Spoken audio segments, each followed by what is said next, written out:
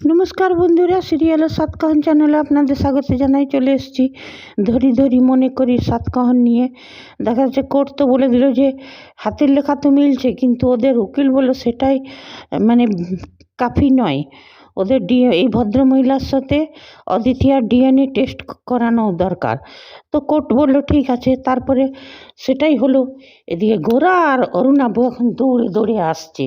ওরা এখন যেখানে ভাবছে এবারে কি হবে, ডিএনএ টেস্টে তো সব হয়ে যাবে, আর স্যাম্পল তো নেওয়াই হয়েছে।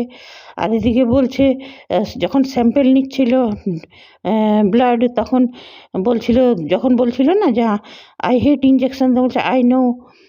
ওর বাবা বলছিল সুষমান চ্যাটার্জি, যে তখন গোরাও বলেছিল যে রূপো ইঞ্জেকশনকে ভয় পেত স্যার, আপনি প্রভাবিত করবেন না ওকে। সে যাই হোক, তারপরে দেখছে যে এটা যদি এবার মিলে যায় তবে তারও মুশকিল, অদিতিয়াকে বাঁচানো যাবে না। কেন সাধুগুলো ওই যে ভগবান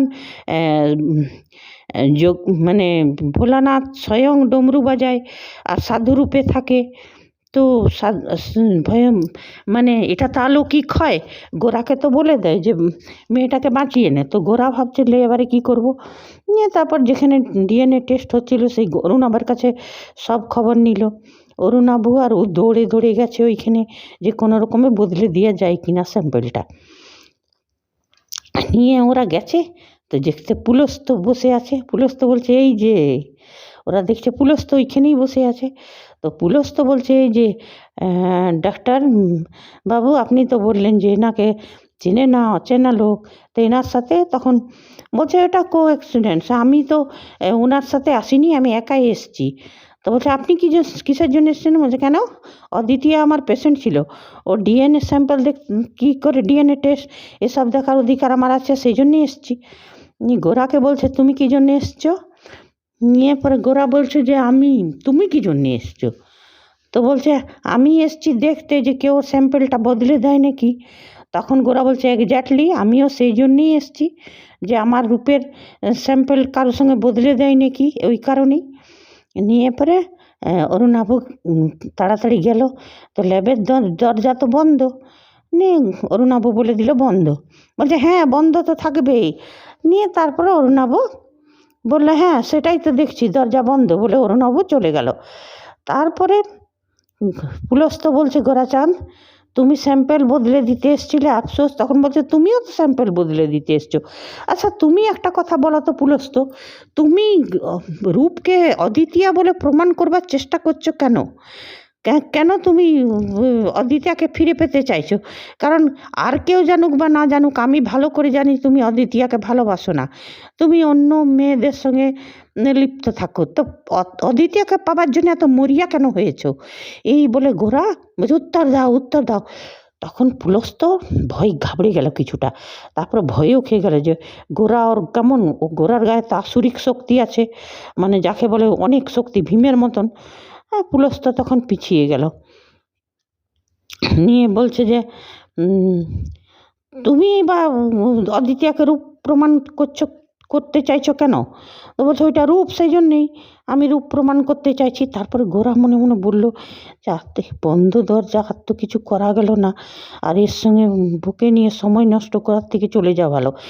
বাইরে এলো, অরুণাভকে বললো অরুণাভ এক কাজ করছি, এবারে তো সব কিছু হাত থেকে বেরিয়ে গেল, আমি ভাবছি কি যে ওই অদ্বিতীয়াকে নিয়ে পালিয়ে যাবো এইখান থেকে। বলছে তাহলে তো তোকে পুলিশে ধরবে। বলছে সে পরে দেখা যাবে। বলছে তোকে তো কারাগারে রাখবে। না না, তারপরে কি করবি? বলছে তারপরে কি, অদ্বিতীয়ার স্মৃতি ফিরে আসা অবধি অপেক্ষা করব। স্মৃতি ফিরে এলে ওর বাবাকে অদ্বিতীয়াকে ওর বাবার হাতে তুলে দেব, তারপর ও সেফ থাকবে। তখন বলছে আর তোকে যে পুলিশে ধরবে, তারপরে যে কারাগার। বলছে আমার কাছে কি সংসার আর কি কারাগার, আমার কাছে তো দুটাই একই, আমার ধরলে ধরবে। এই সবই বলে নিয়ে তারপরে দেখা গেল বাড়িতে। এদিকে অদ্বিতীয়া আয়নার কাছে যেয়ে বলছে যে আমি কে, আমি রূপ না রূপমঞ্জরি, না আমি অদ্বিতীয়া, আমি কে? তা করতে গোরা এলো। নিয়ে বলল যে কি কথা বলছিলে তুমি? বলছে এই আমি আয়নাকে প্রশ্ন করছিলাম যে আমি রূপ না আমি অদ্বিতীয়া। বলছে চলো বেড়াতে যাবে? বলছে বেড়াতে? খুব খুশি হলো, চলো চলুন চলুন। বলছে কোথায়? বলছে লং ড্রাইভে। বলছে হ্যাঁ তাই মনে করো চলুন। নিয়ে বলছে ও খুব খুশি হয়ে বেরোতে যাচ্ছে, তখন দেখছে যে মহাপ্রভুর পর্দাগুলো উড়ছে। নিয়ে গোরা দাঁড়িয়ে গেল, নিয়ে বুঝলো মহাপ্রভুর কোনো সংকেত, নিয়ে গোরা প্রণাম করতে লাগলো। নিয়ে অদিতিয়াও তাড়া লেগেছে যাবার জন্যে, চলুন, তারপরে এসে নিয়ে ও প্রণাম করলো। নিয়ে বাইরে বেরিয়েছে, ওরা গাড়িতে বসবে, আর সেই সময় পুলিশ দুটো চলে এসছে। ওগুলো পুলস্তর পাঠানো, পুলস্ত বলেছিল পুলিশকে যে ওরা বাইরে পালাবার চেষ্টা করবে, কালকে তো সব ঘটনা বলে দিয়েছিল। নিয়ে পুলিশ বললো, গোরাচাঁদ গোস্বামী আপনি বাইরে আসুন। হ্যাঁ, আর একবার কিন্তু অদিতিয়া ওকে জিজি বলে ডেকেছিল, তো গোরা মনে পড়ে গেল জি জি করে ডাকতো ওই অদিতিয়া, মানে গোরাচাঁদ গোস্বামী। তো সেটাই বলে যে তুমি তো আমাকে এই নামে ডাকো না, সেই জন্যেই বলছে এই তো জি জি মানে গোরাচাঁদ গোস্বামী। তখন ওর মনে পড়লো ওইটা। সে যাই হোক, বলছে গোরাচাঁদ গোস্বামী আপনি বাইরে আসুন, আপনি কোথাও যেতে পাবেন না। তখন অদিতিয়া বলছে, আরে আমরা লং ড্রাইভে যাচ্ছি, ঘুরতে যাচ্ছি, তাতে আপনার কি? বলছে না, আপনার কোথাও যাওয়া বারণ, কোর্টের কাজ শেষ না অবধি আপনি কোথাও যেতে পারবেন না। দেড় তারিখে করে রেগে মেগে চলে গেল অদিতিয়া ভিতরে। আর গোরাচাঁদও কী করবে, চলে গেল। পরের দিন দেখা যাচ্ছে কোর্টে সেই ডিএনএ টেস্টের স্যাম্পলগুলো দিল। তখন কোর্টে জজ দেখলেন, দেখে নিয়ে বলল যে এই ভদ্র মহিলার সাথে অদিতিয়ার মানে ব্লাড স্যাম্পল মিলছে না, ও আপনার মেয়ে নন। সুশোভন চ্যাটার্জিকে বলছে। আর সুশোভন চ্যাটার্জিও অবাক, পুলিশ তো বলছে এরা তো কিছু গড়বড়ি করতে পারেনি, আমি তো সারাক্ষণ ওইখানে বসেছিলাম, তাহলে হলো কি করে এটা? তখন রূপমঞ্জুরি এই অদিতিয়া মানে রূপমঞ্জুরির ভেসে অদিতিয়া বসে ভাবছিল, যাক বাবা একটা হেস্তেনস্ত আজ হয়ে যাবে, এই রোজকার এই ঝামেলা ভালো লাগে না, আজ আমি বুঝে যাব আমি কে। তো তারপরে যখন ও বললো যে রূপমঞ্জুরি গোস্বামী, অদিতিয়া নয়, এরা তো অবাক। হ্যাঁ, আর গোরাও ভাবছে এটা কী করে হলো। রূপমঞ্জুরি সব খুশি হলো বাড়ির লোক, আর এদিকে কুন্তলিনী বলছে না, এটা হতেই পারে না, এটা তো আমার দিদি নয়। আর এদিকে রূপের বাবা কিন্তু খুব খুশি হয়ে গেল, ও মাথায় হাত দিল এসে নিয়ে, পরে মানে ওই কুন্তল আর রূপের বাবা। আর কুন্তলি তো কুটিল চোখে তাকিয়ে আছে। নিয়ে সেটা তো হলো, এদিকে গোরাচাঁদ সেটাই চিন্তা করছে। আর অদিতিয়া বলছে, হাই বিশাখা, মাইসেলফ রূপমঞ্জুরি গোস্বামী। নিয়ে ওরা খুব হাসি হলো। তারপরে গোরা ভাবছে এটা কী করে হলো।